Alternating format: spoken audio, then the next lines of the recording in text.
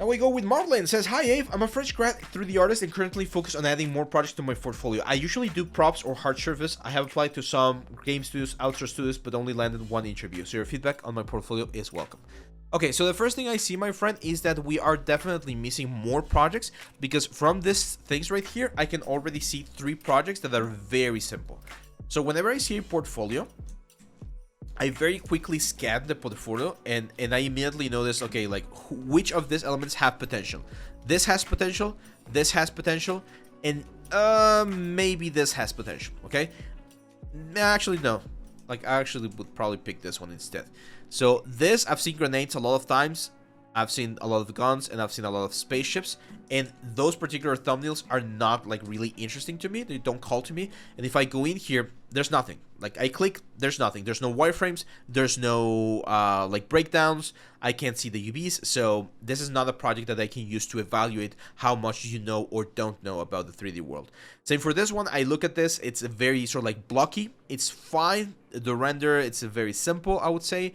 Metal edgeware everywhere. It's like, metal edgeware, no. It's just everywhere. There's no breakdown there on the metal edgeware. So not the greatest gun. I don't see the concept. Again, no wireframe. Difficult to evaluate.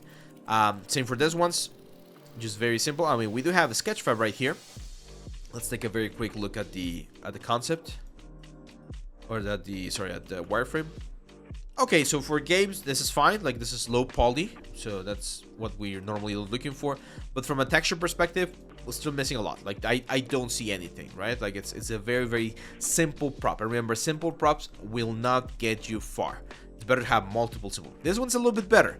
And we have a couple of better shots. Again, not in love with the terrain. The scale is a little bit weird. What do I mean by this? If I take a look at the terrain, due to how this strata is working, all of these lines on the rocks, it looks like a very big place. Like, we're probably like this small here. Copy it. Like, if I was a character, I would probably expect to be like this big right there. Right? Like, that's the size that I'm imagining based on the size of the rocks, right? But then I look at this thing, and I don't even see where the pilot would be. Maybe it's an unmanned vehicle. This texture right here, not good. It's not helping us. You do have some nice, like, modeling and booleans and things. But again, like what's that? Like, that looks different than that, and it looks different than the other one. So I'm not sure why the textures. It looks to me like you're just, like, projecting whatever texture you found here. So again, not great execution on this one right here, especially because of those UV elements. And there's no wireframe, so how can I help you? How can people help you if we cannot see how this thing is made?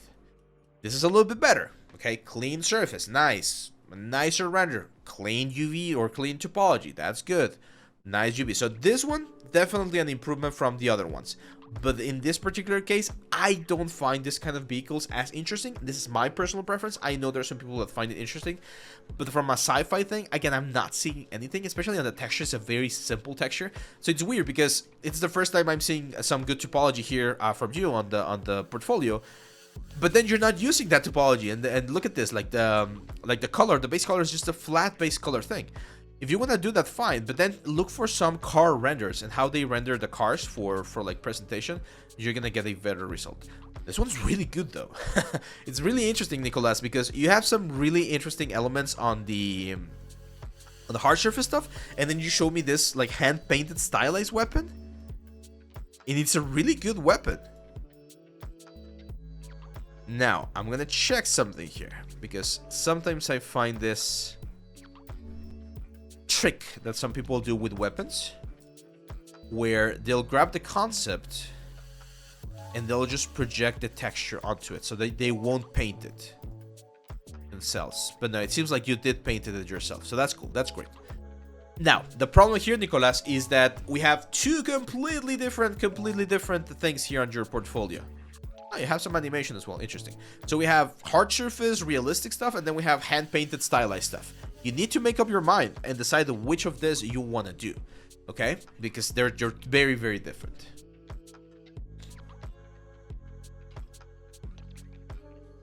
Yes, Bukeru, it's okay not to connect them. Not everything has to be the same mesh. Not everything has to be the same mesh. Should we aim for a specific poly count for a portfolio character? Not really, Toasted. Like, there's no need to have a specific count. you need to go for a really cool piece. Even if it's a little bit on the high side of things, it's better than have something that looks very, very low poly and looks like shit. So be careful there. Yes, not N3D. It's very common to have turnarounds and still images. That's good. It's a good way to showcase the whole project, because otherwise it's difficult to see what's going on.